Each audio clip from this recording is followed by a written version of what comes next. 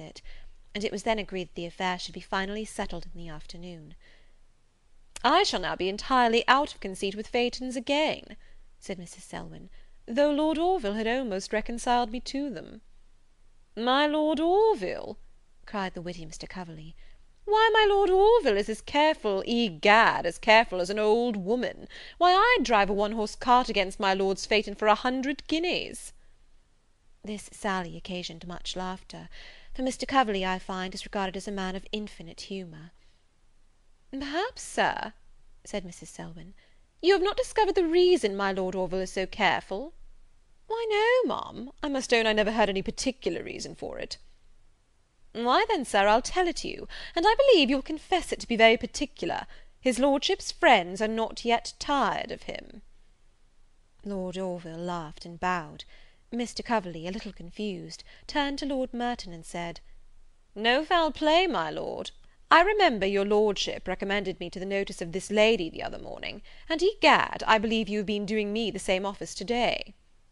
"Give you joy, Jack!" cried Lord Merton with a loud laugh. After this, the conversation turned wholly upon eating, a subject which was discussed with the utmost delight; and had I not known they were men of rank and fashion, I should have imagined that Lord Merton, Mr. Lovel, and Mr. Coverley had all been professed cooks, for they displayed so much knowledge of sauces and made dishes, and of the various methods of dressing the same things, that I am persuaded they must have given much time and much study to make themselves such adepts in this art. It would be very difficult to determine whether they were most to be distinguished as gluttons or epicures, for they were at once dainty and voracious, understood the right and the wrong of every dish, and alike emptied the one and the other. I should have been quite sick of their remarks, had I not been entertained by seeing that Lord Orville, who, I am sure, was equally disgusted, not only read my sentiments, but, by his countenance, communicated to me his own. When dinner was over, Mrs. Beaumont recommended the gentlemen to the care of Lord Orville, and then attended the ladies to the drawing-room. The conversation, till tea-time, was extremely insipid.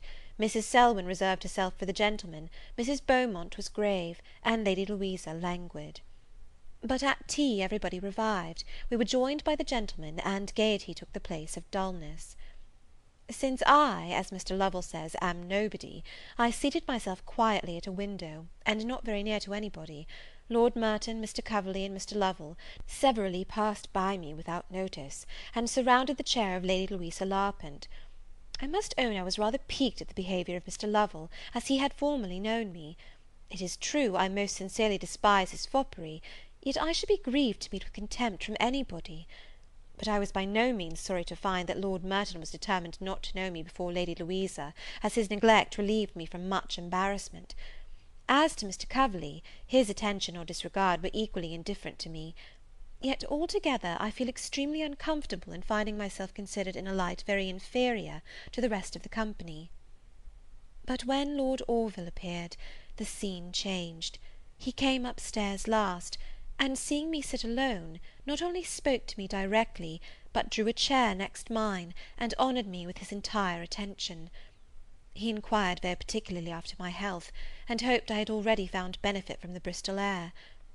"How little did I imagine," said he, "when I last had the pleasure of seeing you in town, that ill health would in so short a time have brought you hither!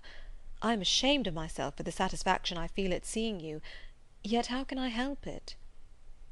He then inquired after the Mirvan family, and spoke of Mrs. Mirvan in terms of most just praise. "She is gentle and amiable," said he, "a true feminine character." "Yes, indeed," answered I, "and a sweet daughter, to say everything of her at once, is just the daughter such a mother deserves." "I am glad of it," said he, "for both their sakes, as such near relations must always reflect credit or disgrace on each other." After this he began to speak of the beauties of Clifton, but in a few moments he was interrupted by a call from the company, to discuss the affair of the wager. Lord Merton and Mr. Coverley, though they had been discoursing upon the subject some time, could not fix upon the thing that satisfied them both. When they asked the assistance of Lord Orville, he proposed that everybody present should vote something, and that the two gentlemen should draw lots, which, from the several votes, should decide the bet. "We must then begin with the ladies," said Lord Orville, and applied to Mrs. Selwyn. "With all my heart," answered she, with her usual readiness; "and since the gentlemen are not allowed to risk their necks, suppose we decide the bet by their heads?" "By our heads?" cried Mr. Coverley. "Egad, I don't understand you." "I will then explain myself more fully. As I doubt not but you are both excellent classics, suppose, for the good of your own memories, and the entertainment and surprise of the company, the £1,000 should fall to the share of him who can repeat by heart the longest ode of Horace." Nobody could help laughing; the two gentlemen applied to accepted, who seemed each of them rather at a loss in what manner to receive this unexpected proposal. At length Mr. Coverley, bowing low, said, "Will your Lordship please to begin?" "Devil take me if I do," answered he, turning on his heel, and stalking to the window. "Come, gentlemen," said Mrs. Selwyn, "why do you hesitate? I am sure you cannot be afraid of a weak woman. Besides, if you should chance to be out, Mr. Lovel, I dare say, will have the goodness to assist you." The laugh now turned against Mr. Lovel, whose change of countenance manifested no great pleasure at the transition. "Me, Madam?" said he, colouring. "No, really, I must beg to be excused." "Why so, Sir?" "Why so, Ma'am? Why, really, as to that, 'pon honour, Ma'am, you are rather a little severe; for how is it possible for a man who is in the house to study the classics? I assure you, Ma'am," with an affected shrug, "I find quite business enough for my poor head in studying politics." "But did you study politics at school, and at the university?" "At the university?" repeated he, with an embarrassed look. "Why, as to that, Ma'am, no, I can't say I did; but then, what with riding, and so forth, really one has not much time, even at the university, for mere reading." "But to be sure, Sir, you have read the classics." "Oh yes, Ma'am, yes, very often, but not very lately." "Which of the odes do you recommend to these gentlemen to begin with?"